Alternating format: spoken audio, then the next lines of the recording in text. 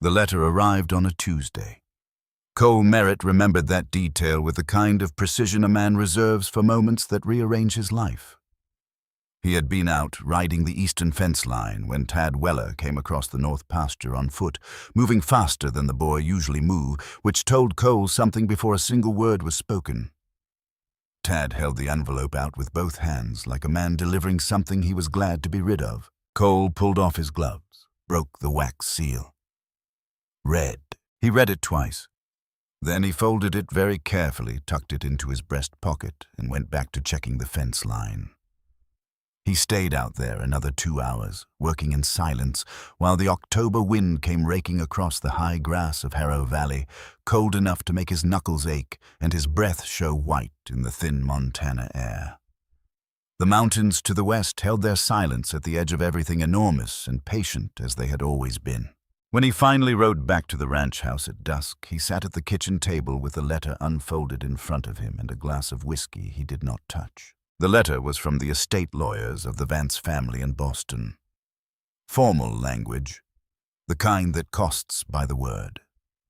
The substance of it was this: the Vance family was prepared to invoke the marriage contract signed by Cole's father, Robert Merritt, in the winter of 1873. Under the terms of that agreement, which Cole had always treated as a distant, faintly embarrassing family footnote, Cole was to marry the eldest Vance daughter by the following spring, or face repayment of the full debt plus accrued interest. $47,000. He did not have $47,000. He did not have half that. Ironwood. Ranch was technically his, now had been since his father passed 18 months ago, but it was his, the way a drowning man owns the water around him. The drought of 1879 had taken most of his cattle. A hard winter had taken the rest. He had borrowed to restock, borrowed again to repair the north barn, borrowed a third time just to keep wages paid. The ranch was operating on credit and stubbornness in roughly equal measure, and the balance between those two things was not improving. His father had signed that contract in the winter of 1873 because he had no other choice. The drought that year had been catastrophic. The Vance money channeled through their Boston investment firm had saved Ironwood from foreclosure, saved the land that 3 generations of Merritts had carved out of Montana rock and cold and silence. The price had been a handshake promise, sealed in the formal language, that when the time came the families would be joined. The time had come. Cole sat at that table for a long while. He thought about his options. He thought about what it would mean to lose Ironwood. He thought about his father's grave out behind the cottonwoods marked with a simple stone, and what the old man would say if he could see the letter his son was holding. Then he poured the whiskey back into the bottle, went to bed, and in the morning sent his reply he would honor the agreement. The bride would arrive in 3 weeks. He told Hank Pruitt first because Hank had been on Ironwood since before Cole. Cole was born and had the kind of accumulated knowledge of the place that made him both hard to replace and easy to confide in. Hank was 58 years old, built like a fence post that had survived several decades of hard weather, with the unhurried patience of a man who had stopped being surprised by most of what life sent his way. He listened to Cole tell it straight, without embellishment, and when Cole finished, Hank took off his hat, scratched the back of his neck, and looked out across the yard for a long moment. "Boston woman," he said finally. "That's right. On a cattle ranch. On a cattle ranch." Hank put his hat back on. "Well," he said, "I suppose stranger things have happened." He did not name any.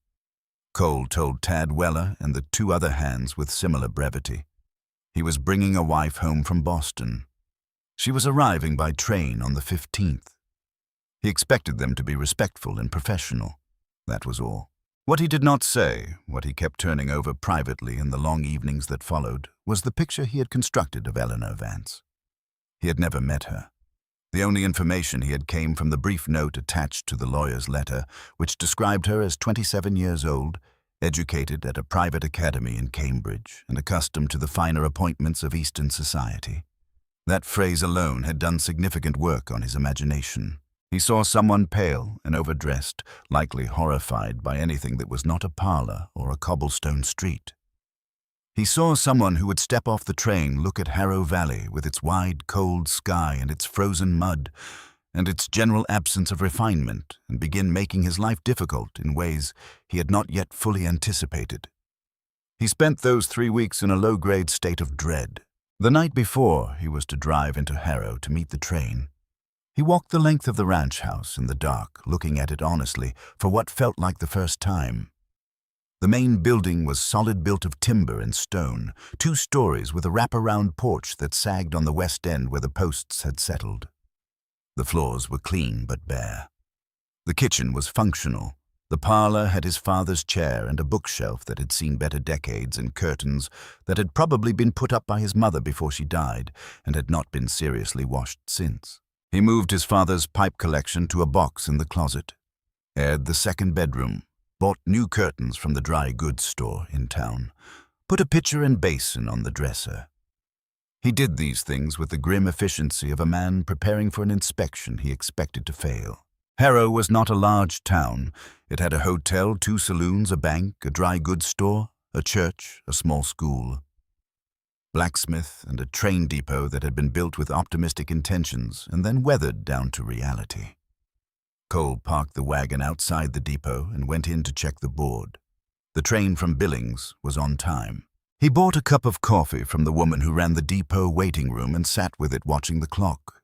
2 other men were waiting, one there to collect freight, the other grooming himself in a way that suggested he was meeting someone whose opinion of him mattered.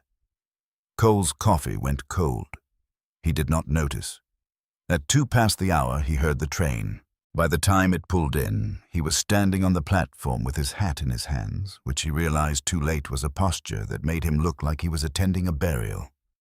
He put the hat back on. The train hissed and settled. 3 passengers stepped down.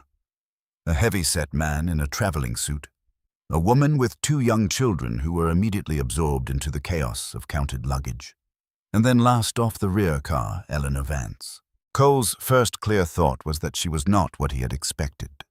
His second thought, arriving almost immediately, was that this was going to prove a significant understatement. She was not overdressed. That was the first thing. She wore a practical wool traveling coat, dark blue, not new but well kept, and her dark hair was pinned up in a way that looked as though she had done it herself that morning without spending much time on it. She carried a single leather bag, just the one, and she came down the train steps without hesitation, without looking for someone to help her, scanning the platform with sharp, gray eyes that moved over everything quickly and with evident purpose. Those eyes found him. She walked toward him with the stride of a woman who had somewhere to be.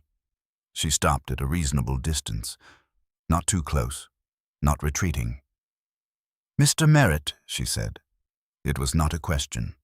"Miss Vance." He touched the brim of his hat. "Welcome to Montana." She looked past him, briefly taking in the depot, the low buildings of Harrow, the pale October sky pressing down on everything with the flat indifference of a country that had not yet decided whether it would tolerate you. Her expression communicated neither dismay nor enthusiasm. It communicated very little that he could easily read. "Is there more luggage coming?" he asked. "No." She lifted the bag slightly. "Just this." He looked at the bag. "That's all you brought?" "I'm practical," she said. "I can buy what I need when I know what I'll actually need." He was not sure how to respond to that, so he said, "Wagons out front." The drive from Harrow to Ironwood took 40 minutes when the road was good. The road was not particularly good that afternoon. The recent rain had worked on it enthusiastically, and the wagon lurched through ruts and soft spots with regularity. Cole drove and waited for her to complain. She did not complain. She sat on the bench beside him with her bag in her lap, watching the land. The valley opened on both sides wide and golden in the late autumn light, the mountains rising in the distance like a promise the country had made to itself and kept. She watched it with those gray eyes, reading it the way she had read the train platform, taking inventory of something. "How much acreage?" she asked, maybe 15 minutes in. "About 11,000 deeded. Another 3,000 I run cattle on under a grazing lease." How many head currently? Little over 400, was closer to 1,200 before the drought years. And you haven't rebuilt the herd to prior numbers because of the credit situation? He looked at her more directly this time. What do you know about my credit situation? My father's lawyers gave me a summary of the ranch's finances when the contract was being reviewed. She said it plainly without apology. They thought I should understand what I was entering into. Cole turned back to the road. Something uncomfortable settled in his chest. Not quite embarrassment. More the specific unease of realizing someone had seen something you would rather they had not. It's manageable, he said. The debt isn't disqualifying, she said. The fundamentals of the land are sound. A pause. The operating decisions are a different question. Several of them, he said before he caught himself repeating her phrase back at her. She looked at him with a brief expression that might have been surprise and might have been something else. Yes, she said. Several of them. He let that sit. The wagon hit a rut, and they both grabbed for balance without comment. I've been running this ranch for 18 months, he said finally, since my father passed. I know, she said. I'm not criticizing you. I'm telling you what I saw in the numbers. She looked at him directly. My father taught me to read a balance sheet. He didn't have sons. He had me. And he thought it was more practical to teach me how to read a ledger than to pretend the numbers weren't there. She held his gaze. Is that going to be a problem? He thought about several things he might say. He chose the honest one. I don't know yet. She accepted that with a small nod. Fair enough, she said. They rode the rest of the way in silence that was not entirely comfortable but was at least honest. The ranch revealed itself gradually as they came over the last rise. The main house first, then the north barn, then the outbuildings scattered at practical distances, the corral empty in the pale afternoon light, the cattle visible as dark shapes on the far eastern pasture. Cole watched her take it in. It's bigger than I expected, she said. It's a working operation. I know. I mean that as a compliment. She was already looking at the barn, her gaze moving across the roofline with a focused quality. The barn roof needs work on the east side. He followed her gaze. She was right. He had been planning to get to it before winter and had not gotten to it yet. I'm aware, he said. She moved through the house with careful attention. She opened cabinet doors and closed them. She examined the kitchen stove, the wood pile stacked by the back door, the single water pump inside.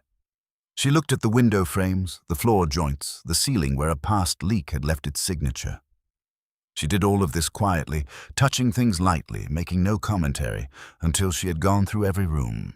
Then she came back to the kitchen where Cole had been standing with his arms crossed. It's a good house, she said. Solid. The west porch needs attention before it gets worse. The upstairs north window doesn't seal. You'll lose heat. The seal material is already ordered. She nodded. She set her bag down on the kitchen table, and when she spoke again, her voice carried the particular quality of a person who has decided to stop managing their words and simply say the thing. I want to tell you something before we go any further, she said, because I think it will save time. He waited. I did not come here to be a decoration, she said. I came because this is a business arrangement that can work if we are both willing to be honest with each other and work toward the same objectives. I am not going to pretend to know nothing and stay out of your way. I am also not going to try to take over what you have built.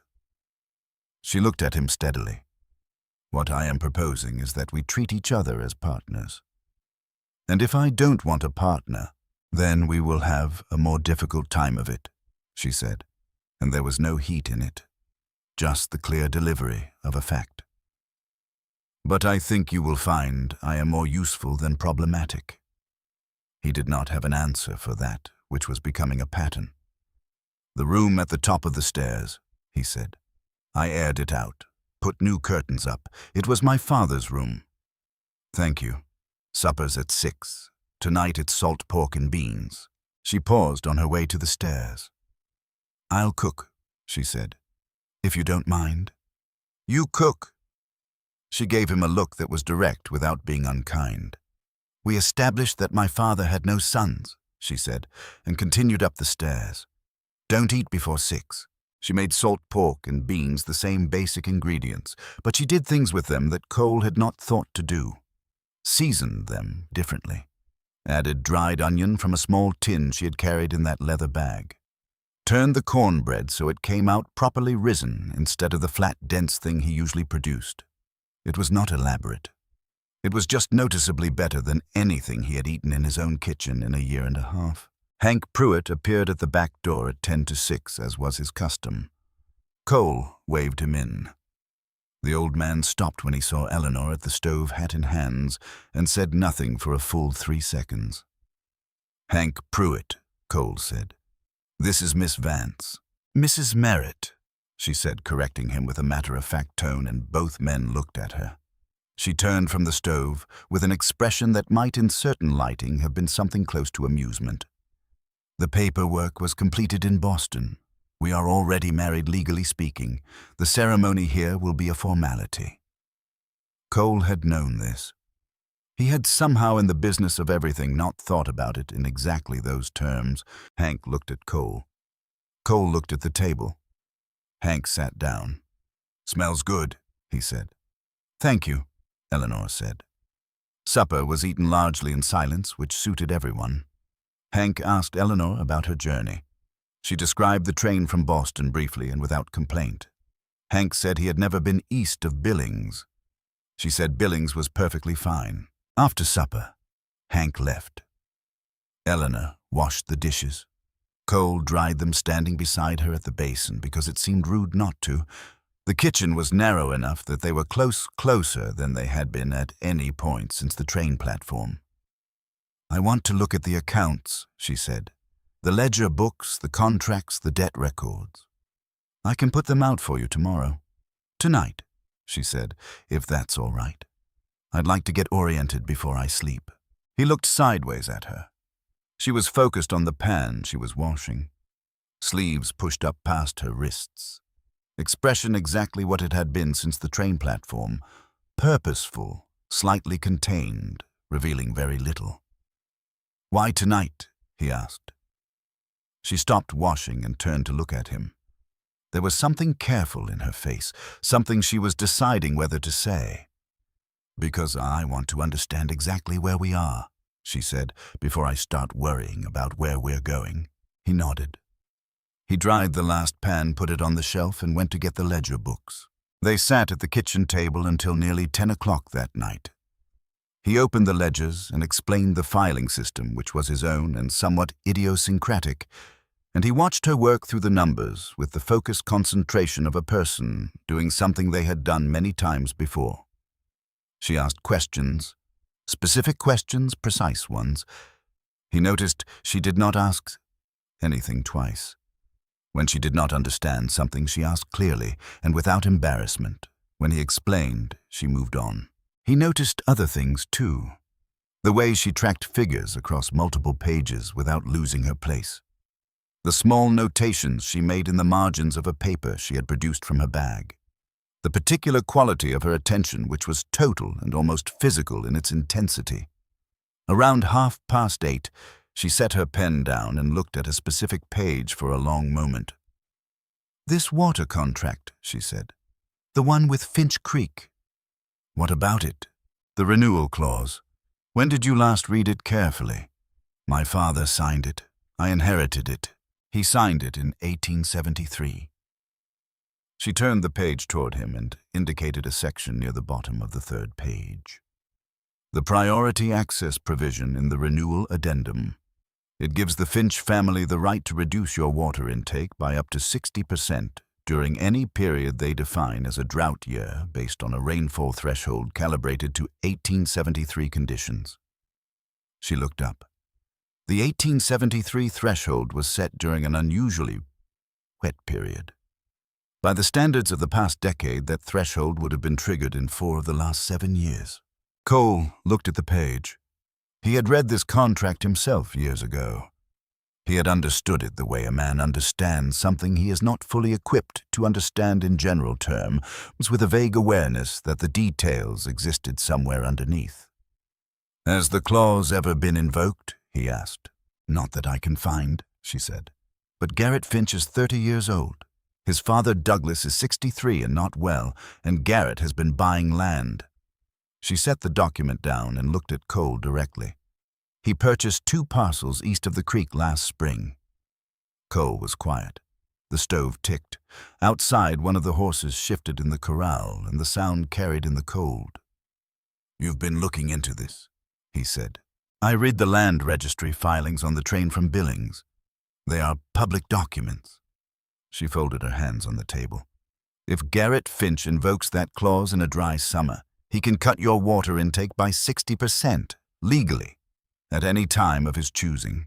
The lamp between them put its small warm circle on the table, on the ledger books, on the careful notations in her margin. Outside, the October wind moved through the cottonwoods with that low, persistent sound that Cole had heard every night of his life in this house. He sat back in his chair. When did you realize how serious this clause was? He asked. Before I left Boston. He looked at her. And you came anyway? Something in her expression shifted.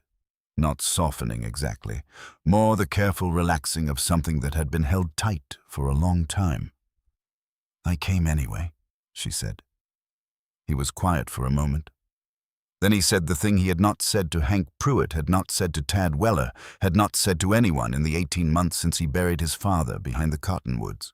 I knew about the water clause, Cole said. Found it about a year ago. Sat with it for 2 weeks. He looked at the table. I didn't know what to do about it. Garrett Finch's father and my father shook hands over that contract. You don't walk in and renegotiate a handshake.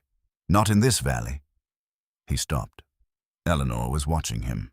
Not with pity, not with confirmation of what she had suspected, with the real kind of attention, the kind that required something in return. So you did nothing, she said. I did nothing. The kitchen was very quiet. Then we start there, she said, and picked up her pen. The small ceremony was held 4 days later in the Harrow Church Plain and attended by Hank Pruitt and Tad Weller, as witnesses and no one else by design.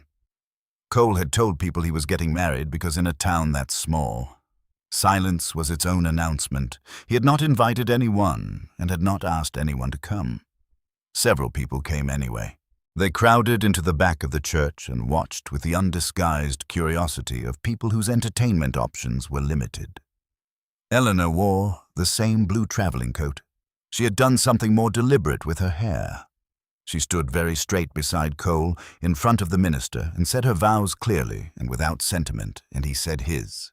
And it was done in under 15 minutes. Afterward, on the church steps, a woman named Hattie Selden, married to the banker Bernard Hale and the self-appointed social arbiter of Harrow, maneuvered close enough to speak to Eleanor.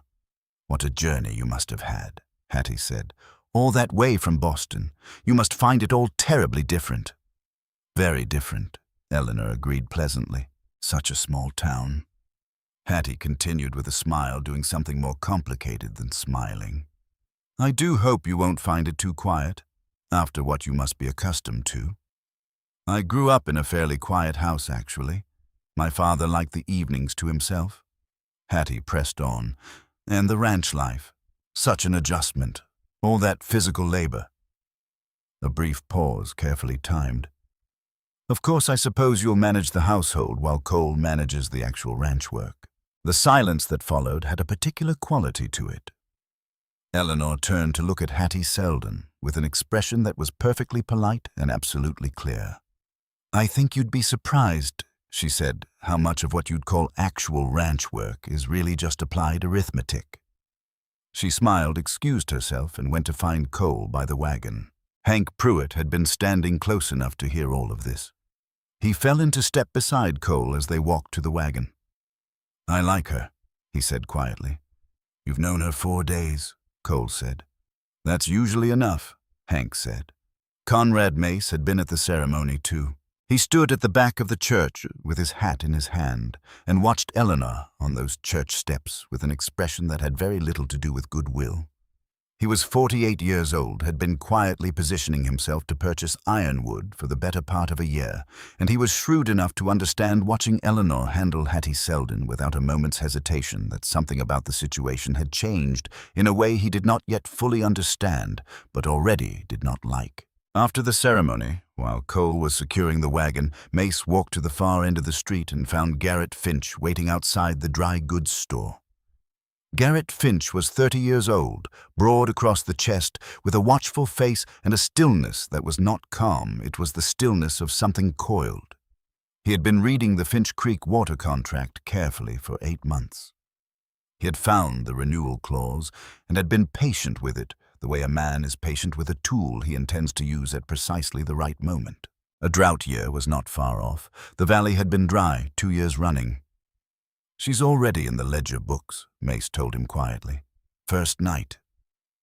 Garrett looked down the street at the wagon pulling away from the church. He watched Cole help Eleanor up to the seat, watched her settle without fuss, watched the wagon begin its journey back to Ironwood. "Then we move faster," he said. The first month of the marriage was an education in proximity. A ranch house in Montana in late autumn is not a large space. There is the kitchen where most life happens, the parlor where little life happens because no one has time to sit in parlors, the 2 upstairs rooms separated by a hallway that creaks at specific points so that you always know when someone is moving around at night. Cole was accustomed to solitude. He had spent 18 months living alone in that house, and he was used to it making only his sounds. It made different sounds now. Eleanor rose, earlier than he did most mornings, and he would come downstairs to find the stove already going and coffee made, and her at the kitchen table with papers spread around her, writing in her small, precise hand. She did not make conversation in the mornings, which he appreciated. She was focused on whatever she was doing, and she let him be focused on his own thinking. In the evenings after supper, they had fallen into a pattern of reviewing the ranch accounts together, which had started the first night and continued because neither of them had suggested stopping it. Eleanor had begun building what she called a complete picture, mapping every debt, every contract, every income stream, every operating cost against every asset and parcel of land. She filled pages with figures that gradually resolved into something she could read the way Cole read the land from the saddle. 3 weeks after Eleanor arrived, Hank Pruitt came to Cole while they were mending the north fence line and said without preamble that he had been at the saloon the previous evening and had overheard Conrad Mace saying things about Ironwood. "What kind of things?" Cole said. "That you'd let a Boston woman take the wheel," Hank said. "That by spring she'd have you selling off pasture to cover her spending." Cole drove a fence staple and did not answer immediately. I told him, Hank said, that I'd been on Ironwood 30 years and hadn't found much correlation between what men said in saloons and what actually happened.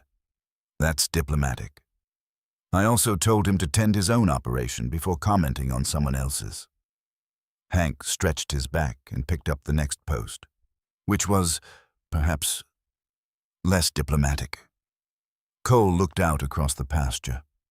The cattle moved in the distance, dark shapes against the pale autumn grass. "She found the Finch Creek clause," Cole said. "I know," Hank said. "She asked me about the history of it last week. I told her what I knew." Cole looked at him. "She asked," Hank said simply. "She listens well. Doesn't make you feel like a fool for what you tell her." Cole went back to the fence. The wind came down off the mountains with the first real edge of winter in it, and somewhere across the valley a hawk turned slow circles above the yellowed grass. Patient and unhurried, reading the ground below for what it needed to know. That evening Cole came into the kitchen to find Eleanor at the table with the Finch Creek contract spread open in front of her and 3 pages of her own notes arranged beside it. She did not look up when he came in. He poured himself coffee and sat across from her and waited. After a moment, she set her pen down and looked at him. She turned one of her pages toward him, a hand-drawn map, rough but accurate, showing Ironwood's property lines in relation to Finch Creek and the parcels Garrett had recently purchased. "If he invokes this clause next summer," she said, "in a year that qualifies as a drought under the 1873 definition, which last year would have qualified, He can reduce your water intake by 60% for as long as he chooses. Legally, under a contract your father signed. Cole looked at the map. He looked at his father's signature at the bottom of the contract page. "What do you want to do about it?" he said. She looked at him with the slight recalibration of a person who had prepared for resistance and received something else. "I want to renegotiate it," she said, "before Garrett Finch understands that we know what he has." Douglas Finch is not the kind of man who renegotiates easily. Douglas Finch is 63 years old, not well, and has a son who is moving faster than the old man can track, she said. Men in that position often want things settled cleanly before they no longer have the ability to settle them. It's not sentiment, it's practicality. Cole was quiet for a long moment. The stove ticked. Outside, the wind was working through the cottonwoods again with that low, persistent sound. "If I walk in there and ask to renegotiate," he said, "Garrett Finch will know we found the clause. He'll know we're concerned about it." Yes, that's a real cost. She did not look away. The alternative is to wait and hope he doesn't use it, but he will use it. Not this year, next summer, or the one after when a dry spell gives him the legal grounds. He sat with it for a while. Then he said, "I'll set up the meeting." Something in her expression settled not relief exactly, but the specific quality of a person who has said what needed to be said and found it heard. "There's something else," she said. He waited. She turned another page. "Conrad Mace has been meeting with Garrett Finch 3 times in the past 6 weeks, according to Harrow's postmaster, who is apparently not as discreet as he imagines himself to be." She paused. "Mace has been trying to acquire Ironwood for nearly a year. Finch wants the Eastern Water access. Those 2 interests fit together in a way that is not good for us." Cole looked at her across the kitchen table, across the lamp and the ledger books, and the pages of careful notations across 4 weeks of careful, difficult, honest work. "How long have you known about Mace?" he asked. "I had most of it before I left Boston," she said. "The postmaster filled in the recent details." He was quiet for a moment. "You knew all of this, and still came." She met his gaze. "I told you," she said. "I'm practical." The lamp put its warm circle on the table between them. Outside, Harrow Valley settled into its October dark, wide and cold, and indifferent the mountains, holding their silence at the edges of everything. Cole reached across the table and turned the hand-drawn map toward him.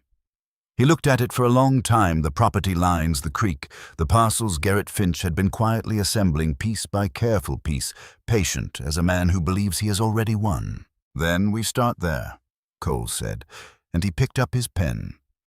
The meeting with the Finch family was set for the first Thursday of January.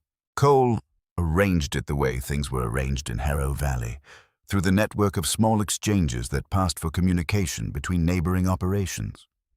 He sent word through Douglas Finch's ranch hand, a quiet older man named Burl Sadler, who had worked the Finch property for decades, and who delivered messages with the discretion of someone who understood that messages themselves were rarely the whole story. The response came back in 4 days. Douglas Finch would receive them at 2 in the afternoon. Both men should come. The word "both" was underlined. Eleanor read the note and said nothing about the underline.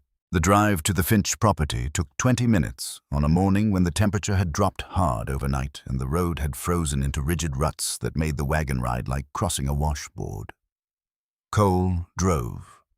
Eleanor sat beside him with her leather satchel on her lap, containing 6 pages of analysis in her precise hand, the original Finch Creek contract, and a bottle of good bourbon she had carried from Boston in the bottom of her single bag.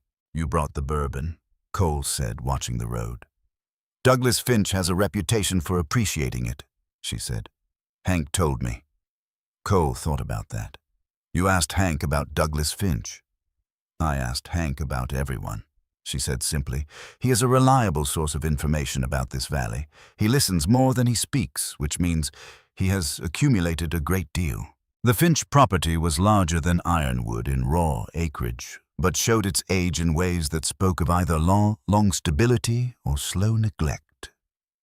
The main house was low and sprawling, built in stages over decades, each addition in slightly different timber, the whole of it weathered to the same grey-brown as the frozen ground around it. Douglas Finch met them on the porch. He was 63 years old, thinner than he had been, moving with the careful deliberateness of a man whose body had started costing him more than it used to. His face was deeply lined, his eyes pale and watchful beneath heavy brows. Garrett Finch came out behind his father. He was 30 years old, broader across the chest with a watchful face, and none of his fathers considered stillness. Where Douglas was measured, Garrett was coiled. He had the look of a man perpetually calculating just below the surface of whatever expression he was wearing. His eyes went to Eleanor immediately. They sat in Douglas Finch's front room, which smelled of pipe tobacco and old wood. Eleanor produced the bourbon and set it on the table without a word. Douglas poured 4 glasses without asking whether anyone wanted any, and they drank, and for the first 20 minutes the conversation was general. Douglas asked about the ranch. Cole answered. The old man listened with the attention of someone who already knew most of what he was being told, and was using the telling to assess something else entirely. Garrett said nothing. He watched Eleanor, then Cole set down his glass and said, "I'd like to talk about the water contract if you're willing." Douglas Finch's expression did not change. "What about it?" "The renewal clause," Cole said. "The priority access provision in the 3rd addendum." He set the contract page on the table between them. "I want to propose that we renegotiate it. Not because I believe the Finch family would ever invoke it improperly, but because the current language creates uncertainty for both sides, and I believe we can find terms that are more equitable and clearer going forward." The room went quiet in a specific way. Garrett's jaw tightened. "That contract has been in place for 8 years. It was drafted by a licensed attorney and signed by your father." "It was," Cole said. He kept his eyes on Douglas. "And I'm not suggesting it was written in bad faith.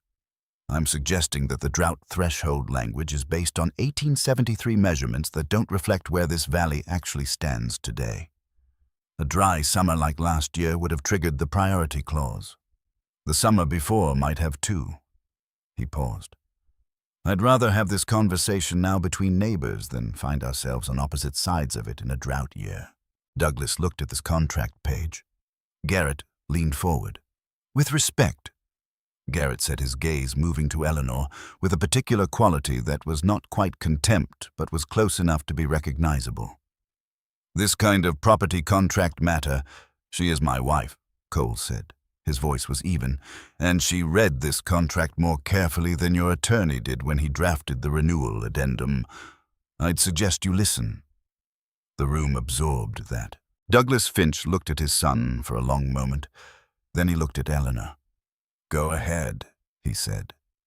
Eleanor opened her satchel and placed her 6 pages on the table. She did not look at Garrett. She looked at Douglas. "The drought threshold in the 1873 original was calibrated to a period of above-average rainfall," she said. "The 3 years prior to the contract signing received precipitation well above the valley's long-term average. The threshold, therefore, reflects conditions that are not typical for this region." She turned a page toward Douglas, a simple hand-drawn table comparing the 1873 threshold against recorded rainfall figures for the past decade. By that threshold, 4 of the last 7 years would have qualified as drought years under this contract. That means the Finch family would have had the legal right to reduce Ironwood's water intake by 60% at any time of their choosing for any duration for 4 of the past 7 years. Douglas picked up the page with the rainfall table. He studied it carefully. "We are proposing a revised threshold," Eleanor continued, "based on the regional average for the past 20 years, a fixed maximum reduction period of 90 days per calendar year, and a written notification requirement with a 15-day response window. These terms protect the legitimate interest the clause was designed to address while aligning it with the actual conditions of this valley." Garrett shook his head. "You're asking us to renegotiate a favorable contract into one that isn't." "We're asking you to renegotiate an imprecise contract into an accurate one," Eleanor said. She was still addressing Douglas. "The current clause, if invoked aggressively, would damage Ironwood's ability to service its debt obligations. A weakened ironwood is not in the long-term interest of adjacent property values which directly affect the parcels east of the creek that your family acquired last spring. Garrett's stillness shifted. Something behind his eyes sharpened in a way that confirmed what Cole had suspected, that the man had been thinking about those parcels and their relationship to Ironwood's water situation for a great deal longer than he had let on. Douglas Finch set the rainfall page down. He looked at Garrett with the specific weight of a man who has lived with another person long enough to know what that look means and to be prepared for the response to it. Then he looked at Cole. "Come back in 2 weeks," Douglas said. "I want my own attorney to look at these figures." It was not agreement, but in the language of Douglas Finch, it was as close to an open door as Cole was likely to get from a first meeting. Driving home through the January cold, Cole was quiet for a long while. He was thinking about the look Douglas Finch had given his son, the weight in it, the specific quality of a man confronting something about his own family that he had been allowing himself not to look at directly. "Garrett wrote that clause himself," Cole said finally, "or directed the attorney who wrote it." "Yes," Eleanor said. "I believe so." His father didn't know the specific language. "Douglas Finch built what he has over 40 years by being a reliable man," she said. "He won't want his name associated with something that functions as a trap." She looked at the frozen road ahead. "He's a difficult man, but he's not a dishonest one. There is a difference." 2 weeks later, Douglas Finch's attorney sent a letter to Cole confirming the rainfall table was accurate and that the family was prepared to discuss revised terms. The renegotiation took 6 weeks. Garrett pushed back on every point. Eleanor held her ground on every point that mattered and conceded the ones that did not.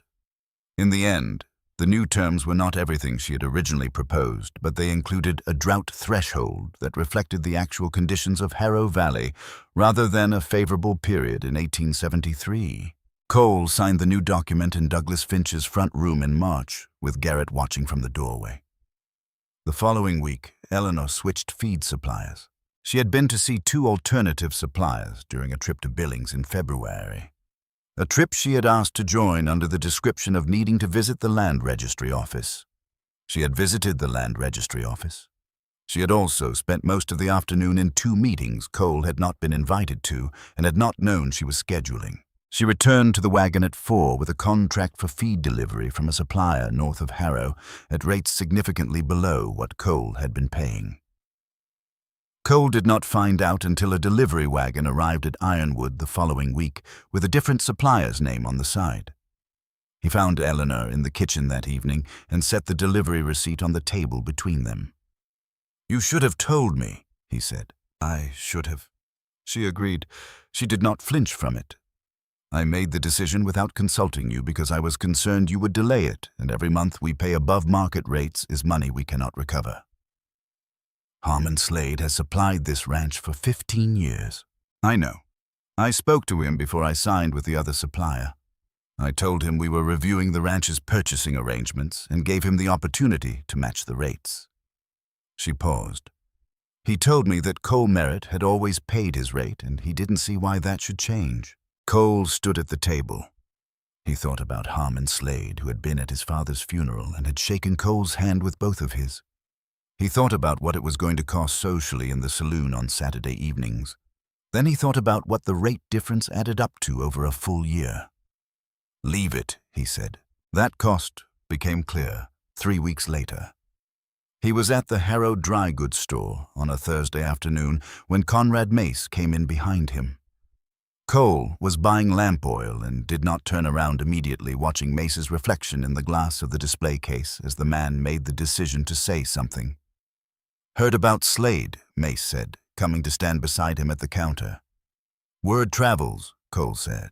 "Always does." Mace had the easy manner of a man delivering friendly conversation that was not friendly. Some of the older hands thinking it might be better if the decisions were coming from you directly, rather than from the house. Cole picked up his lamp oil. He turned to face Mace and looked at him with the kind of patience that is not patience at all, but something closer to its opposite, held very still. "Conrad," he said, "when's the last time you went through your own ledger books?" Mace blinked. I manage my operation. Then you'll understand that I manage mine, Cole said. He moved toward the door. Give my regards to your wife.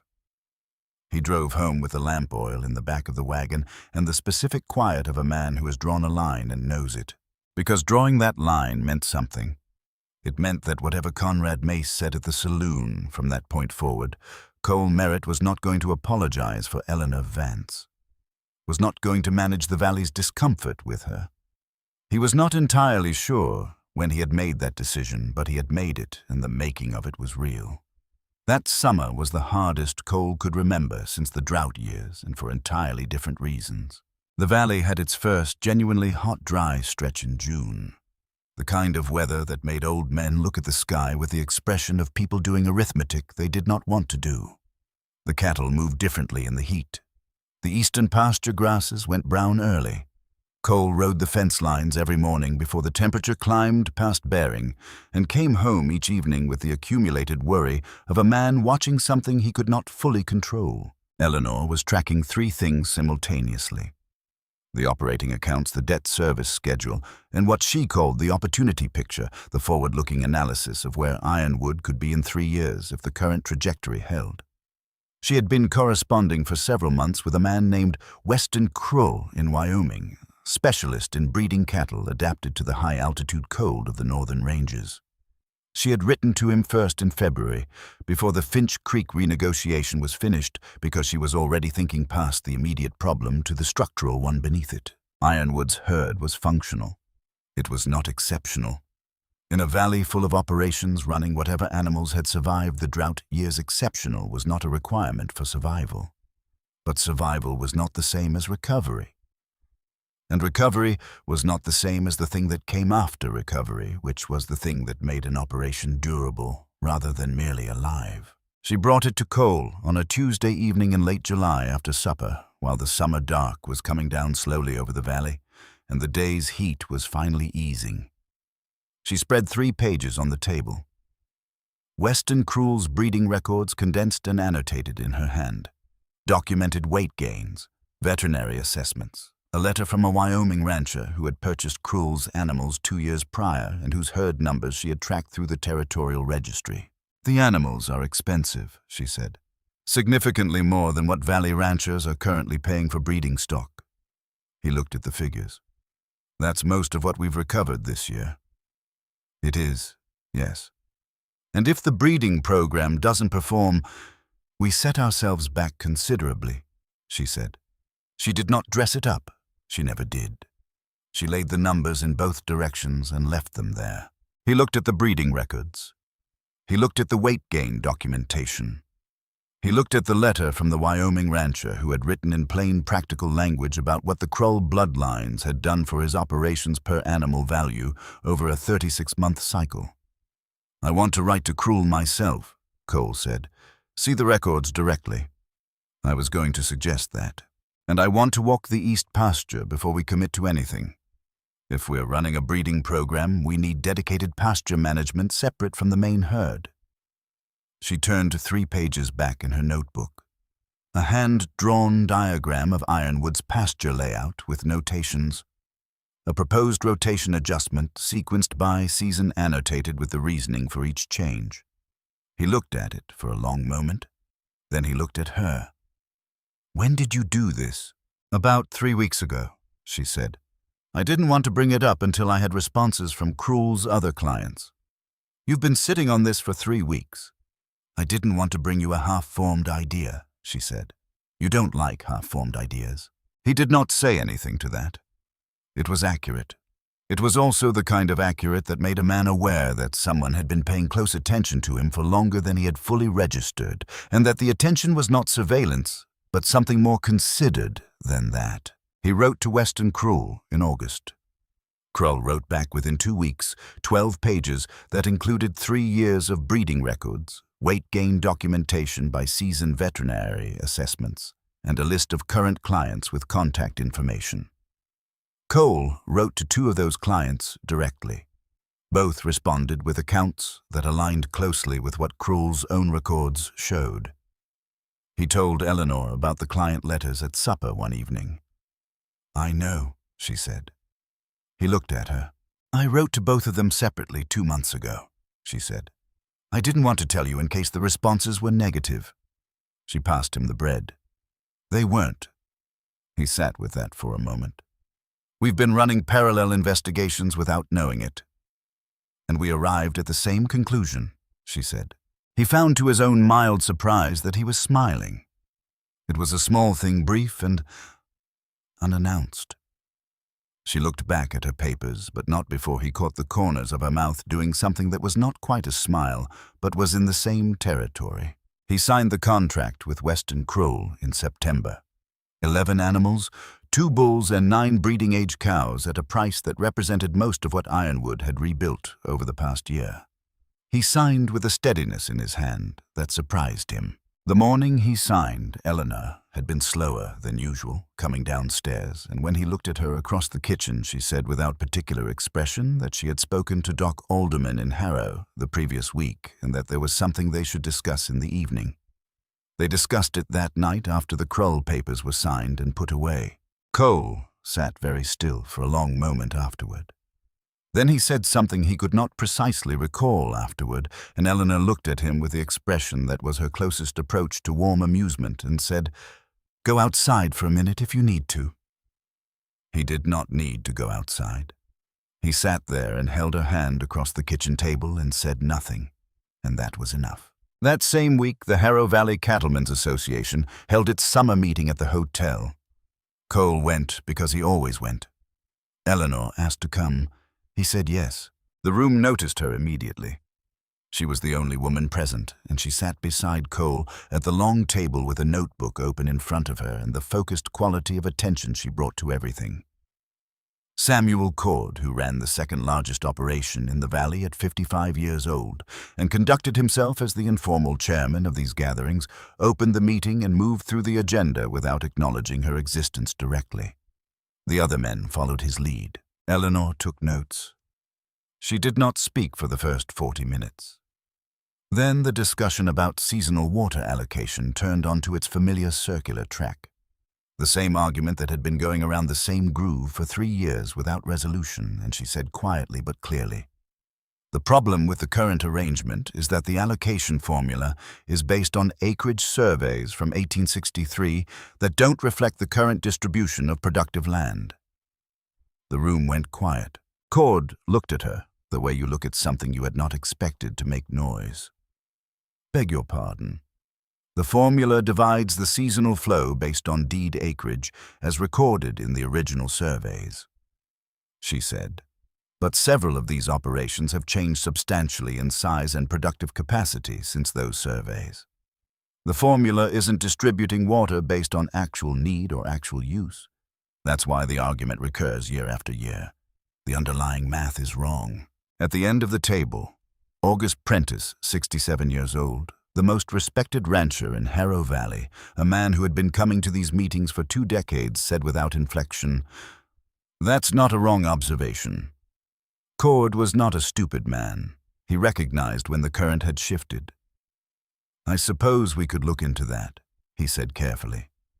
Driving home that evening, Cole said, "You knew Cord wasn't going to like that." "I knew he might not," Eleanor said, "but the point needed making."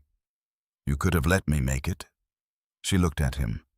"Would you have—" He thought about it honestly. He had been to 3 years of those meetings. He had known the allocation formula was the problem. He had never pushed it because pushing it meant a sustained argument with Cord, and he had never had the specific energy that fight required. "Maybe not," he said. "Then someone needed to—" she said. "Not triumphant, just stating a fact." They drove through the summer dark, the mountains holding the last light along their ridges. After a while, Eleanor said quietly, "They'll talk about it at the saloon, at the feed store. They already are. Does it bother you?" He kept his eyes on the road. "It bothers me," he said, "that people think less of you for it." She turned to look at him. That was a different quality of look than usual, less analytical searching for something specific. "That's not what I asked," she said. He was quiet for a moment. "No, he said finally. "It doesn't bother me." She looked at him for another beat. Then she looked back at the road, and in the dark beside him something small and real shifted between them, quiet as the change in air before weather arrives. The animals from Western Crowell arrived at Ironwood in the first week of October, transported in 2 groups with careful attention to the stress of travel on breeding stock. Crowell himself accompanied the second group, which Cole had not expected, but which proved valuable. The man spent 4 days walking the Ironwood pastures, evaluating the forage situation and offering adjustments with the directness of someone who had done this long enough to be past the need for softening. On the 3rd day, Crowell sat at the kitchen table with both Cole and Eleanor and worked through the breeding calendar. He asked Eleanor a technical question about the pasture rotation schedule, and she answered with enough precision that Crowell looked at her for a moment with the expression of a man recalibrating something. "You did your homework," he said. "I tried to." "That rotation adaptation for the east pasture?" he said. "That's not standard practice in this region." "No," she said. "I adapted it from a methodology developed for high-altitude operations in Colorado with similar soil drainage characteristics." Crowell studied her for a moment. Then he nodded the slow nod of a man who has decided something and went back to the calendar. When Crowell left on the 5th morning, he shook Cole's hand at the gate. Then he turned and shook Eleanor's hand as well, which Cole noted because it was not a routine gesture for a man of Crowell's generation. "Good operation," Crowell said. "Better in a few years." "That's the plan," Cole said. Then, in the 3rd week of October, Cole woke at 2 in the morning to the smell of smoke. He was moving before he was fully awake. The rancher's instinct that translates certain smells into immediate physical response without the intermediate step of thought. He pulled on his boots and coat and went out the back door and saw it immediately, the South Auxiliary barn, the smaller structure where he stored winter equipment and kept 2 of the older workhorses in the coldest months with a glow along the roof line that was wrong. He ran. Tad Weller was already there, having come from the bunkhouse, and together they got the horses out and pulled equipment clear of the worst of it. The fire was in the roof structure, not yet in the walls, and the cold air worked against it, and by the time Hank Pruitt arrived at a run with the water barrels from the main barn, they had it contained. The barn was damaged. The roof on the east end was gone. Equipment stored near the east wall was either destroyed or smoke damaged. 2 of the workhorses had burns on their flanks that would need attention. No breeding stock was touched. The main barn was untouched. But the South Auxiliary barn did not catch fire from an ember. Cole walked the exterior in the dark after the worst of it was done with a lantern in his hand and Hank beside him. And he found what he had half expected to find at the northwest corner of the structure where the boards met the ground, the particular char pattern of something applied deliberately and the faint smell even through the smoke of kerosene. He stood there for a moment in the cold dark looking at the char pattern. Hank stood beside him and said nothing. Cole raised the lantern and looked out across the dark of the ranch yard, past the corral fence, past the main barn, toward the long black line of the ridge to the north, where the Finch property lay beyond the first rise. "Go to bed," Cole told Hank. "Get the others to bed. We'll deal with this in the morning." He went inside. Eleanor was at the kitchen table, still dressed with her coat over her shoulders and the lamp burning and nothing open in front of her, just waiting. Cole sat down across from her. He set the lantern on the table. He looked at the lamp flame for a moment. "The northwest corner," he said. "Kerosene." Eleanor was very still. "The breeding stock is fine," he said. "The south barn roof is mostly gone." He looked at her. Garrett Finch, or someone he paid. She did not say she had expected this. She looked at him with the direct, steady gaze that had become over the past months the thing he trusted most in this house, and she said, "What do you want to do?" He sat with that for a while. "I want to go to Douglas Finch," Cole said. Her expression shifted, considered. "Not the sheriff," she said. "Not yet. Douglas Finch is 63 years old and not well, and his son just set fire to a neighbor's barn. I want to go to him directly before this becomes something that lawyers and sheriffs make into something else." He looked at her. But I need evidence, not suspicion. Evidence. She was quiet for a moment. Then she said, I have been collecting documents for 3 months. He looked at her. The land registry filings on the 2 parcels east of the creek, she said. Garrett structured those purchases using a version of his father's signature that appears on both documents, but does not match Douglas Finch's signature on the 1873 original contract or on the renewal correspondence from 18 months ago. She opened the notebook that had been sitting closed on the table. I have traced 2 additional property transactions from the past 4 years carrying the same irregularity. Both involved operations that subsequently failed. Both parcels are now Finch family property. Cole looked at the notebook. He has been doing this for years, Cole said. Long enough to be practiced at it, she said. Cole sat back in his chair. He thought about Douglas Finch on his porch in January, moving with the careful deliberateness of a man whose body had started costing him more than it used to.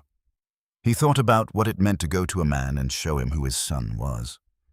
Get the documents together, he said. All of it. I'll go to Douglas Finch in the morning. Eleanor looked at him across the lamp, across 4 months of careful work that had brought them to this specific kitchen at this specific hour. I'll have it ready before you wake up, she said. He nodded. He stood. He was at the door to the hallway when he stopped and turned back. Eleanor, he said. She looked up. You knew Garrett would react to the Kroll contract, he said. You knew he would do something. You didn't tell me because you didn't want me making decisions based on what might happen instead of what was actually in front of us. She held his gaze.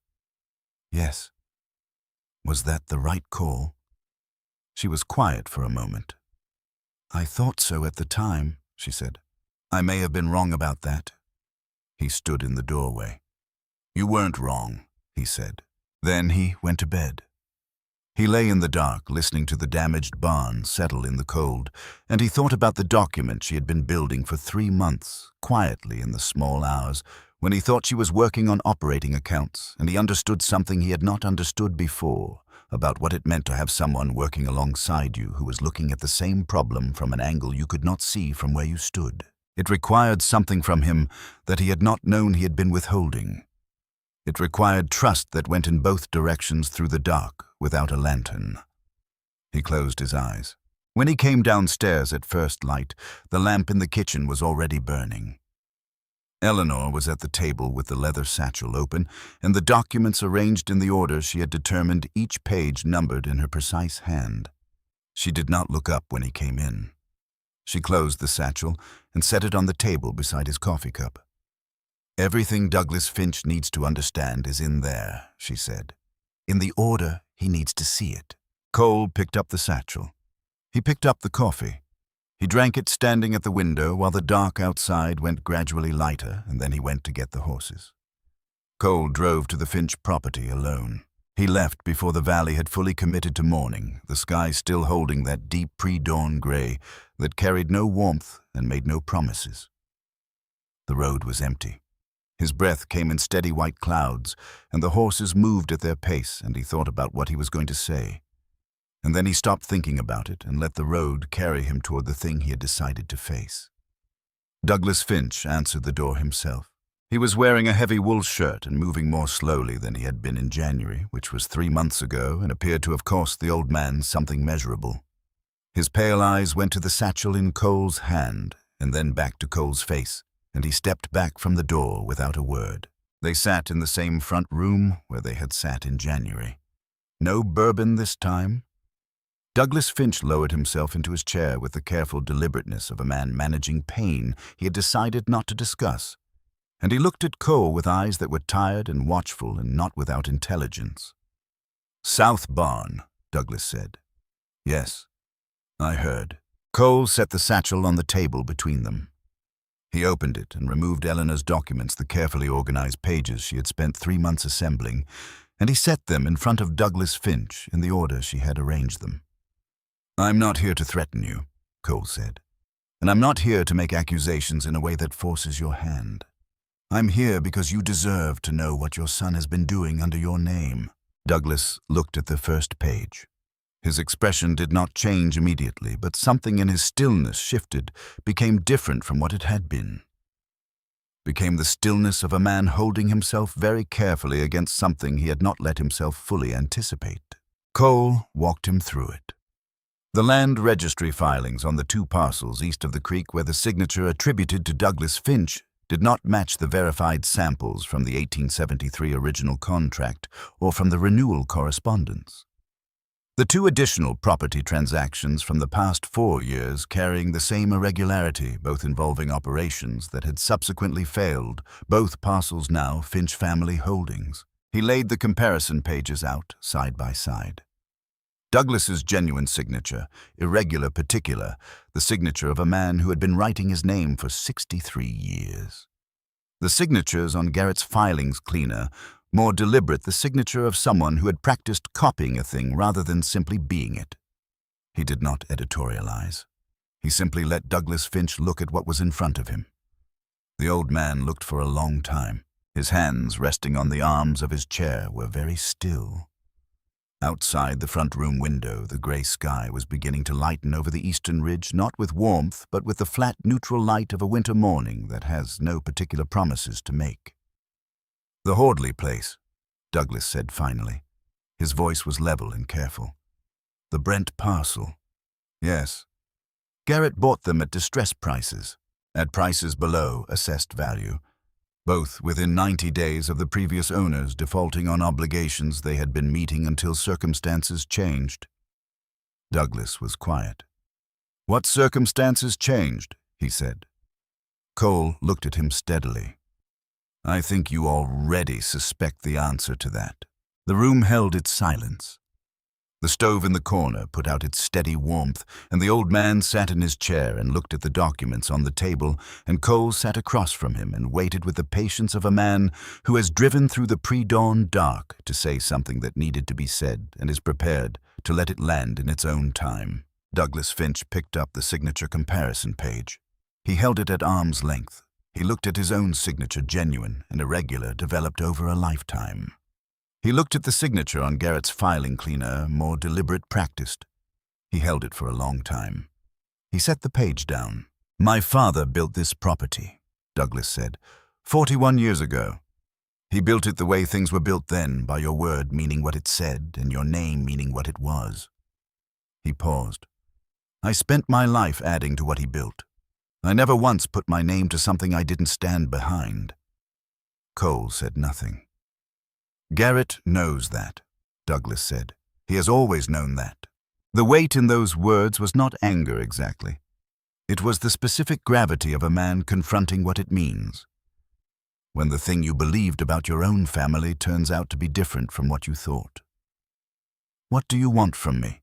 Douglas asked. Cole had thought about this on the drive over in the dark, with the horses moving at their steady pace, and Eleanor's documents on the seat beside him. "2 things, he said. "The water contract, I want it renegotiated on the terms we discussed in March, finalized and filed with the Territorial Registry. Not a gentleman's agreement, filed and recorded." He paused. "And I want you to take what I've brought you to the Territorial Land Office in Billings. Not me, you. Because it came from your name and it needs to go back to your name." Douglas was quiet for a long moment. "And if I do those things," he said. "Then what happened to my south barn was a fire," Cole said. "Cause undetermined. Cold month, dry timber. These things happen." The old man looked at him with an expression that was complex and not fully readable, a man sorting through a range of things that had no clean names. "You're being generous," Douglas said. "I'm being practical," Cole said. "I don't want a range war with my neighbors. I want to run my ranch." He held Douglas's gaze. "But I need Garrett to understand that what he has been building stops here. That understanding needs to come from you, because it won't come from anyone else." Douglas Finch looked at the documents for another long moment. Then he looked out the window at the gray morning light coming over the ridge at the land his father had built and that he had added to, and that had now produced something he had not intended and had not known was happening under his own name. "Leave these with me," he said. Cole drove home through the full morning light with the satchel empty on the seat beside him. Eleanor was at the kitchen table when he came in. Coffee made the lamp turn down now that daylight had arrived. She looked at his face and read what was there. He sat down across from her. He wrapped his hands around the coffee cup. "He'll do it," Cole said. She was quiet for a moment. "How do you know?" "Because he held the signature comparison page at arm's length for a long time," Cole said. "A man who has already decided to do nothing doesn't look that carefully at something he intends to ignore." Something moved through Eleanor's expression that she did not put into words. "You went alone," she said. "Yes. I had the documents ready. I know, and I used every one of them." He looked at her. "But that conversation needed to happen between two men who have ranched in this valley for a combined 70 years. Douglas Finch would have heard it differently with you in the room. Not better. Just differently." She considered that with the particular honesty she brought to things she might otherwise prefer to argue with. "You're probably right," she said. "I'm occasionally right," Cole said. She looked up at him. The corner of her mouth moved, not a full smile, just the suggestion of one brief and private. Douglas Finch took the documents to the Territorial Land Office in Billings in the 3rd week of November. The Territorial Surveyor opened a formal inquiry in December. Garrett Finch was summoned to Billings for examination in January of 1884 and did not return to Harrow Valley in the same capacity he had left it. The inquiry confirmed what Eleanor's documents had shown: the forged signatures, the manufactured distress conditions that had preceded the Hordley and Brent property, failures, the pattern of acquisition operating beneath the surface of legitimate business for the better part of 4 years. Conrad Mace, whose conversations with Garrett Finch had extended into specific arrangements regarding Ironwood's potential forced sale, was named in the inquiry as a secondary party. He retained a lawyer in Billings. The outcome was not what Mace had anticipated, and in the summer of 1884, he sold his ranch to a buyer from outside the valley.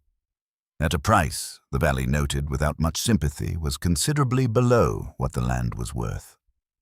He left Harrow without saying goodbye to anyone, which was consistent with how he had conducted himself throughout.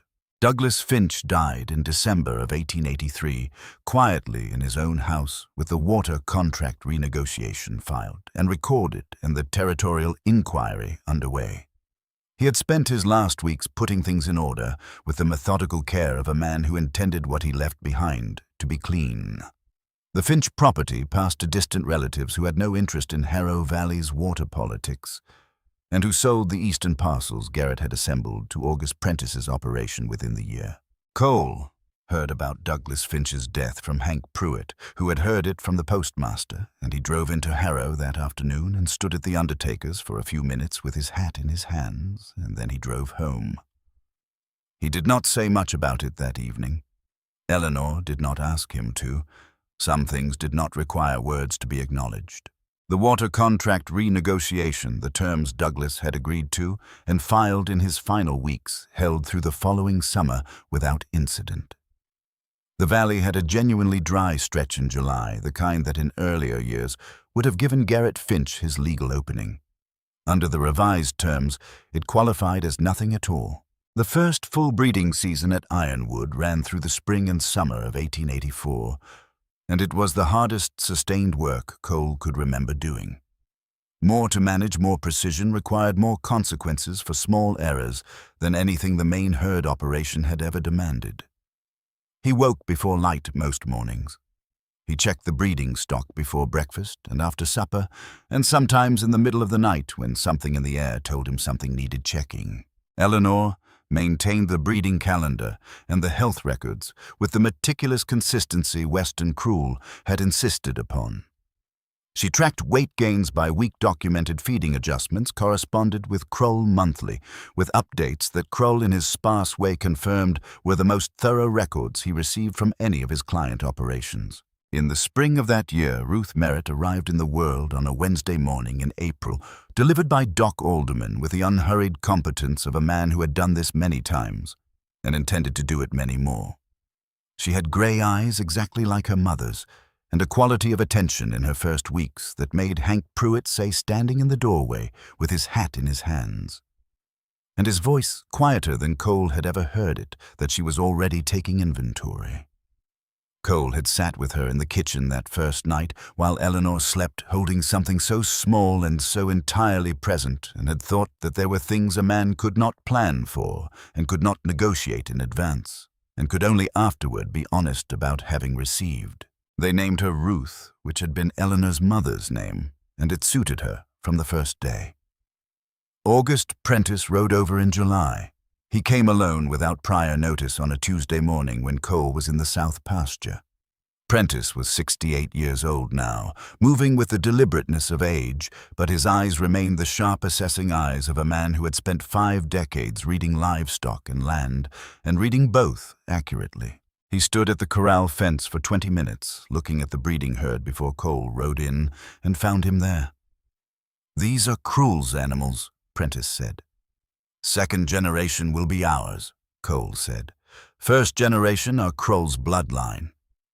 Prentice looked at a particular cow near the water trough. "Weight structure's different. You can see it in the hindquarters. Kroll's been selecting for that specifically. High-altitude cold adaptation with above-average muscle development on limited winter forage." Prentice was quiet for a while. "The pasture rotation is different from what I've seen you running before. We changed it last year." Prentice looked at him. "Your wife's work." "We worked on it together," Cole said. "She adapted a methodology from a Colorado operation with similar soil drainage characteristics.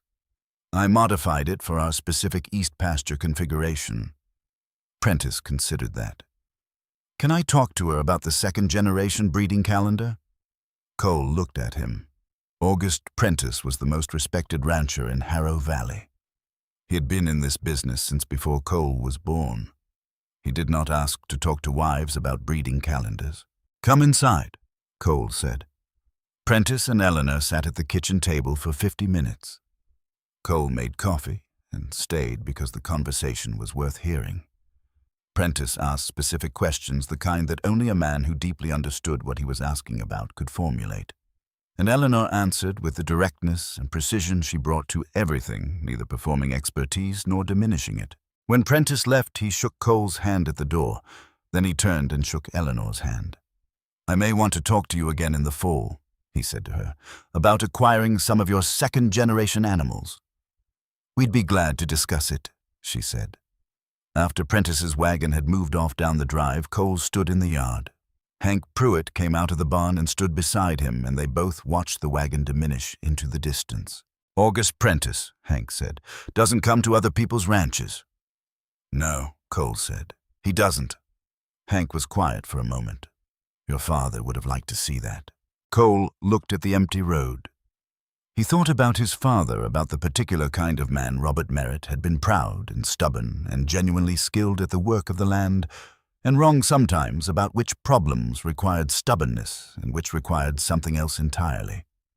He thought about the contract his father had signed in the winter of 1873, the desperate act of a man trying to save something.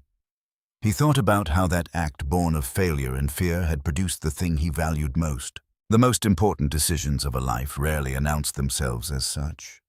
They came sideways through obligation or desperation or chance, and you did not know what they were until you were well past them. Yes, Cole said. He would have. The September meeting of the Harrow Valley Cattlemen's Association was the first one in 4 years where the seasonal water allocation did not consume the entire agenda. The updated survey Eleanor had proposed the previous summer had been conducted in August by a surveyor from Billings at a cost split among the valley operations. The resulting document confirmed with the authority of actual measurement what Eleanor had said in the hotel. Backroom, the allocation formula was distributing the valley's seasonal watershed flow based on land surveys that bore only a passing resemblance to the current reality of who was running what and where. The new formula was ratified at the September meeting. Several operations gained modest increases in their seasonal draw. 2 saw reductions which neither took gracefully but both accepted because the numbers were documented and there was no productive argument to be made against arithmetic. Samuel Cord spoke to Eleanor directly at that meeting. Not a social exchange, a substantive question, technical in nature about the updated acreage numbers and their interaction with the watershed flow calculations. He asked it in the same tone he used to ask questions of other men in the room. He did not preface it or qualify it. Eleanor answered him. The meeting continued. Nobody made a thing of it. Driving home afterward, Cole said, "Samuel called." "Yes," Eleanor said. "That's different from a year ago." "People change when the evidence changes," she said. "Some of them, anyway." She looked at the dark valley, the mountains holding the last of the evening light along their ridges. The ones who don't you work around. Cole thought about all the working around they had done the saloon talk. The loaded silences at meetings, the questions directed at him that were really aimed at her, the small and persistent friction of a valley that had not yet decided what to do with the thing that Ironwood had become. He thought about how she had navigated all of it without bitterness and without backing down. August Prentice came back in September, as he had said he might. He brought his son with him this time, a serious young man named Garrett Prentice, who managed the day-to-day operations of the Prentice Ranch, and who arrived with his own list of questions written on a folded piece of paper that he consulted without embarrassment. Cole liked him immediately for that. A man who wrote his questions down was a man who took the conversation seriously. They sat at the kitchen table, all four of them, with Eleanor's records spread between them and the afternoon light coming through the west window at the low autumn angle that turned everything slightly gold. The conversation lasted 2 hours. By the end of it, August Prentice had committed to purchasing 8 second-generation animals from Ironwood's first breeding cycle animals that would not be ready for delivery until the following spring, but which he was willing to contract for now, at a price that made Cole keep his expression carefully neutral while Eleanor wrote the numbers into the agreement with her usual steadiness. After the Prentices left, Cole stood in the yard and looked at the figure Eleanor had written at the bottom of the contract page. "That's a good price," he said. "It's the right price," she said. "Not high enough to seem opportunistic, high enough to establish the value of the bloodline." She folded the contract and put it in the household records file she had built over the past year.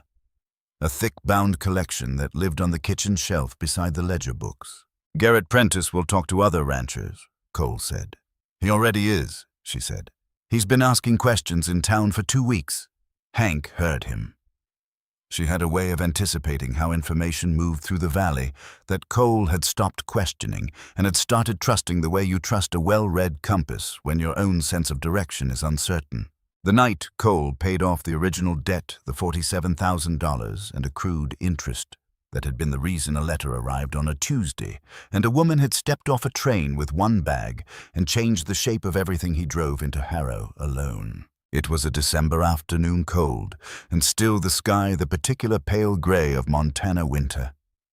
He sat in Bernard Hale's office and signed the final payment documentation on a debt that had begun as $47,000 and a desperate man's signature in the winter of 1873. Hale slid the receipt across the desk with the brisk efficiency of a man closing a file, satisfied in full.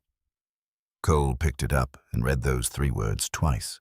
He stood outside on the wooden sidewalk of Harrow's main street in the December cold, with the receipt in his breast pocket, precisely where his father's letter had been 2 years and a lifetime ago. He stood there for a while in the flat winter light, in the cold, that had no particular opinion about him. He was not thinking in organized thoughts. What he had was the specific sensation of a weight that had been present so long it had stopped registering as weight, and had simply become the baseline condition of every morning, and now was gone. Eleanor was waiting by the wagon. She looked at his face and read what was there quickly without making a performance of the accuracy. "Done," he said. "Done," she said. She handed him the reins. He climbed up, and they turned the wagon north toward Ironwood. The horses knew the road. The valley spread out on both sides in the winter afternoon light, the familiar width of it, the familiar silence, the mountains beginning to emerge as the low cloud shifted and broke along the western ridge. They drove for a while, without speaking. Then Cole reached over and took her hand where it rested on her lap. Not a considered gesture, not something he had thought about or decided, just the thing his hand did. She looked down at his hand over hers. Then she laced her fingers through his and looked back at the road. Neither of them said anything. The horses moved at their steady pace, and the valley opened around them, and the receipt sat in Cole's breast pocket, and the December cold was clean and sharp, and the mountains were coming fully into view now, enormous and patient and exactly what they had always been. Dillard Hobb came to Ironwood in the spring. He was 26 years old, with the specific look of a man who had been working hard without sufficient result for long enough that the effort was beginning to show in his face before its time. He came on a horse that had seen better years and carried a worn saddlebag that did not appear to contain much. He had heard about Ironwood from the young apprentice, who had heard it from his father. Cole was in the yard when Hobb rode up and could read the situation before the young man said a word. There was a particular look that came with having ridden somewhere specific because you had run out of other options. Cole recognized it because he had worn it himself in a different form 2 years ago at a kitchen table with an undrunk glass of whiskey in front of him. "Come inside," Cole said. They sat at the kitchen table, the three of them, and Hobb laid out his situation with the plain honesty of a man who has decided he is past the point where pride is a useful expenditure of energy. Small ranch, marginal land, a debt that was serviceable in good years and destructive in bad ones. Livestock numbers reduced by 2 consecutive hard winters to a point where recovery was becoming difficult to sustain alone. He had a wife, Nessa. He mentioned her with a look that carried its own meaning, the specific expression of a man who is most concerned about what a hard situation costs the person carrying it alongside him. "What are you asking for?" Eleanor said. Not unkindly, just directly.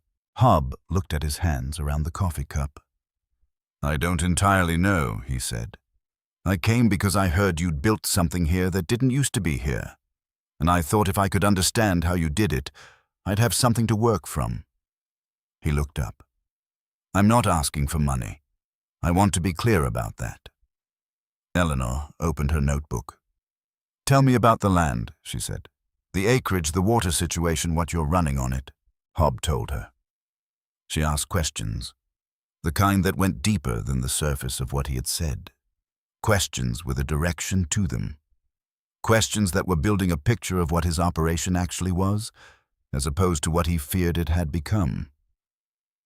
Cole had sat on his side of that particular process enough times to recognize it, and watching Dillard Hobb's face as the conversation progressed, he saw something he recognized as his own history reflected back at him in a younger face. They talked for nearly 2.5 hours. By the end, Eleanor had filled 7 pages in her notebook, and Dillard Hobb was sitting differently in his chair than he had been when he arrived. Not relieved because nothing had been fixed yet, but with the posture of someone who has been given a clear view of their own situation and found it marginally less impossible than the blurred version they had been living inside.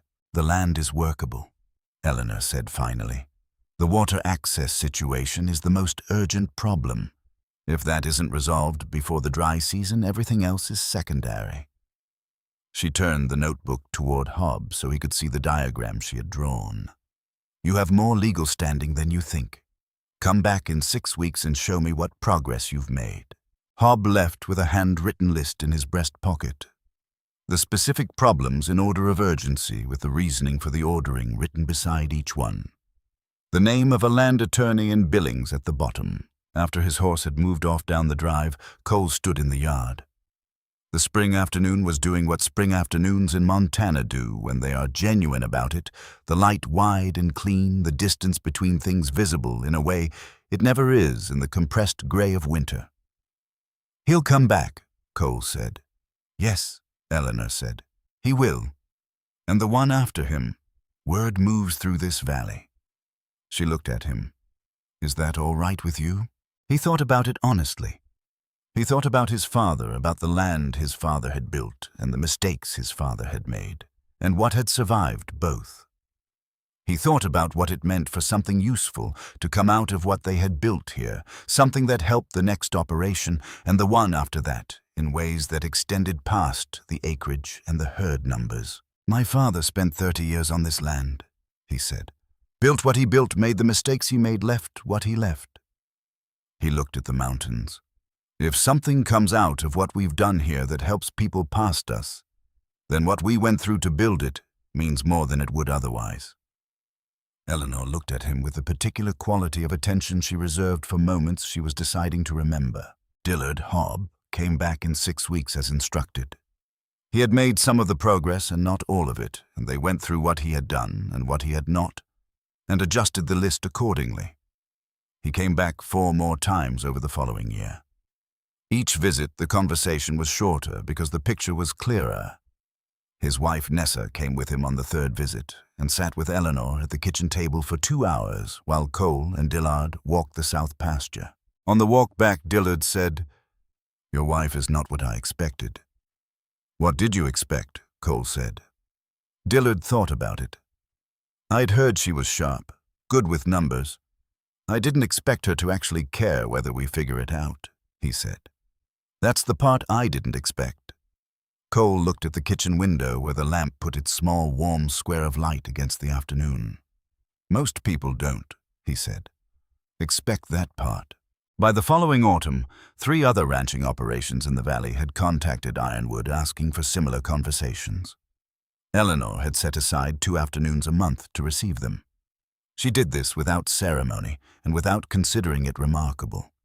She saw a problem that could be addressed and addressed it, which was how she had been doing things since she arrived. What was different about this particular problem was what it revealed about why the work of the past 3 years had mattered in ways that exceeded the acreage and the herd numbers and the figures in Bernard Hale's ledger. Samuel Cord came one afternoon in October alone and unannounced. He sat at the kitchen table and said without preamble that his son had taken over the management of the southern portion of the Cord operation and was struggling with a pasture management problem that Cord himself did not know how to solve. He said this with the exact degree of difficulty you would expect from a man of his particular pride, which was considerable. Eleanor received it with the exact degree of tact the situation required. She helped him. She helped his son by extension through Cord. And Cord left that afternoon with her notes in his hand and an expression that was not warm but was no longer what it had been. The specific blankness of a man who has put something down that was heavier than he wanted to admit he had been carrying. After he left, Cole said, "That took him a while." "Pride is expensive," Eleanor said. "He knew it was costing him. He just needed the cost to get high enough." She picked up her pen. "His son will be fine. The problem isn't complicated." "You always say that," Cole said. "The problem isn't complicated." "Most problems aren't," she said. "They feel complicated because you're inside them. The hard part is getting far enough outside to see the shape." Cole watched her bend back over her notebook pen, moving in that small, precise hand, and thought about all the problems she had gotten far enough outside to see the shape of in this kitchen, in this valley, over the past 3 years.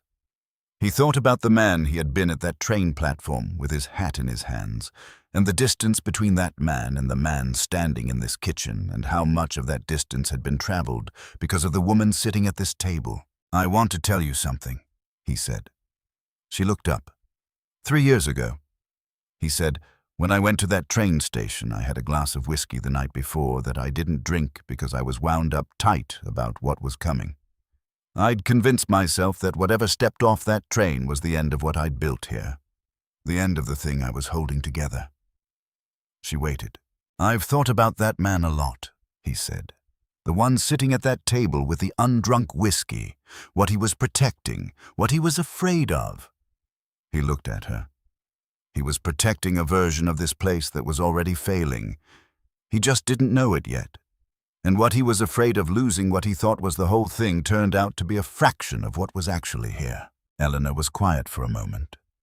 Ruth made a small sound from somewhere upstairs, the particular sound of a child settling back into sleep. The stove put out its steady warmth. "He wasn't wrong to be afraid," Eleanor said. "Fear of losing what you've built is legitimate." "He was wrong about what saving it required," Cole said. She looked at him for a long moment with those gray eyes that he had spent 3 years learning to read and still found occasionally beyond him. "Yes," she said quietly. "He was wrong about that."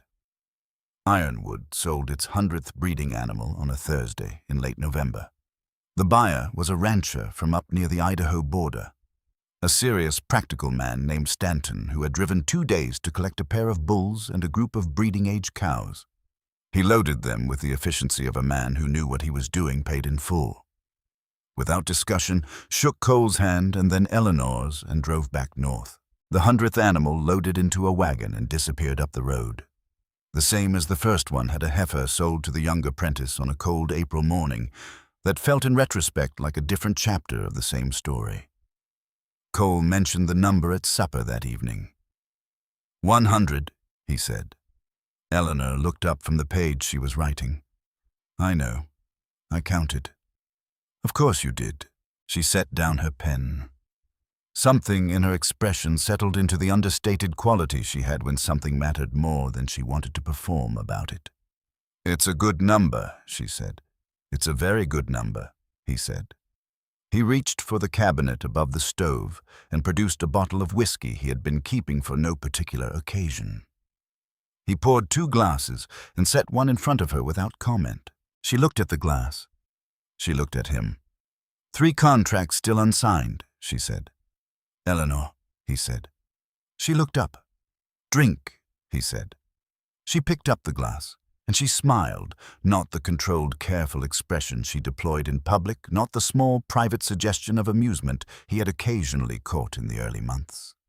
A real smile unguarded there and then settling into something warm and steady that he had not seen before, and understood immediately he would not forget. He drank. She drank. The kitchen settled around them with the particular quiet of a house where 2 people have stopped being strangers to each other and have become something the original documents between them had no language for, later.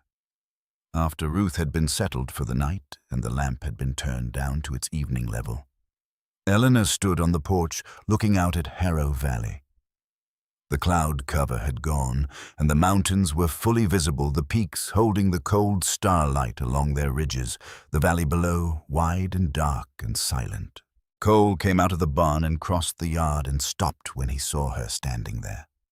He stood for a moment, looking at her, looking at the valley, at the particular stillness of a woman who had arrived in this place with 1 bag and enough nerve to outlast everything the place had sent at her. He thought about his father's letter, folded in the top drawer of the kitchen desk, the one he had found tucked in the back of the old man's Bible after the funeral. Son, it had begun. I made you a promise I could not keep any other way. I hope you will understand in time that I was trying to give you something, not take something away. He understood now. He thought about the receipt from Bernard Hale's office, sitting in the same drawer next to that letter. He thought about the man who had stood at that train platform 2 years ago, afraid of the wrong things protecting the wrong version of the life he had built.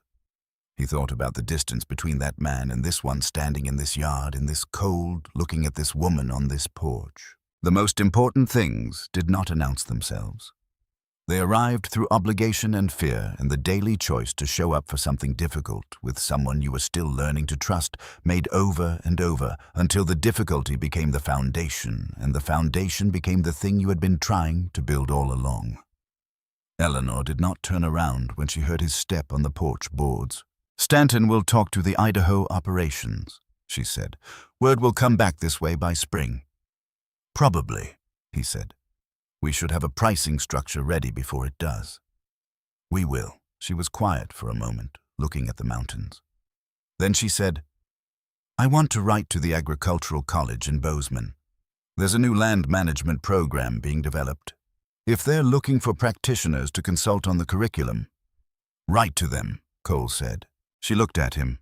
A quick sideways look, but the kind that carried something in it. The recognition of her own words returned to her, and beneath that a warmth that she did not make a production of, but that was there, and real, and present. The conversation, he said, is almost never actually over. She held his gaze for a moment. Then she turned back to the mountains, and something in her settled. Something she had been carrying quietly for a long time, and had perhaps not fully set down until now in this cold, on this porch, with the valley spread out below them, and the stars overhead, and the lamp burning in the window behind them. He reached past her, and rested his hand lightly on her shoulder. She did not pull away.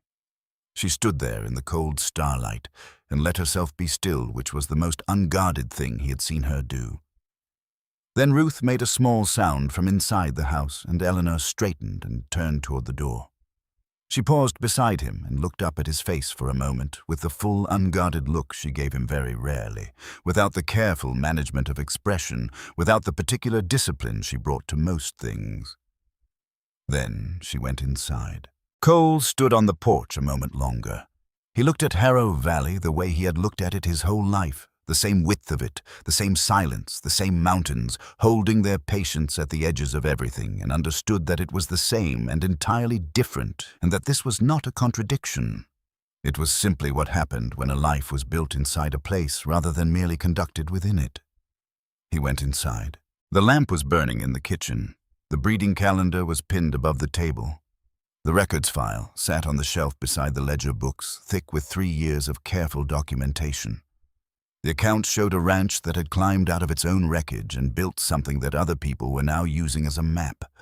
None of it had been inevitable. None of it had been easy. None of it had looked at the beginning like what it turned out to be. What Cole Merritt understood standing in that kitchen on a November night in the 4th year of a marriage that had begun as a contract and become something the original document had no language for, was that the story people told about Ironwood, the recovery, the breeding program, the woman from Boston who had changed the way the valley thought about its own land, was true as far as it went and incomplete in the way that all stories told from the outside were incomplete. The real story was the one that happened at this kitchen table at 10 o'clock at night, and in the arguments that did not have clean resolutions, and in the early mornings with the coffee going and the lamp lit, and another day beginning before the light did. The real story was that 2 people who had started as a contract had become something else through the repeated daily choice to show up for something hard, together, made over and over, past the point where it was comfortable until the difficulty became the foundation of something neither of them could have built alone. He turned down the lamp and went upstairs. The house settled around him into its night sounds. Outside, Harrow Valley held its deep winter quiet.